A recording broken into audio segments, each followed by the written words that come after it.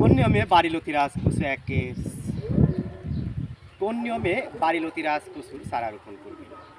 চারা রোপণের নিয়ম, চারা রোপণ পদ্ধতি, লতিকচু চাষ। প্রিয় দর্শক, আপনারা দেখতে পাচ্ছেন সুস্থ সবল বীজ।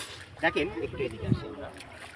আমরা চারা থেকে চারার দূরত্ব রেখেছি 1 ফিট 12 ইঞ্চি এবং সারি থেকে সারির দূরত্ব রেখেছি 2.25 ফিট অর্থাৎ 27 ইঞ্চি। এই নিয়মে আমরা চারা রোপণ করছি। এই নিয়মে শতকে চারা রোপণ করতে হয় মোটামুটি 150। আপনারা দেখেন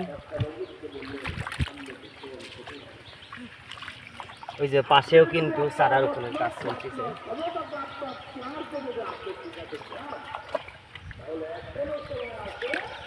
দেখেন আমরা চারা কিন্তু রোপণ করে ফেলেছি।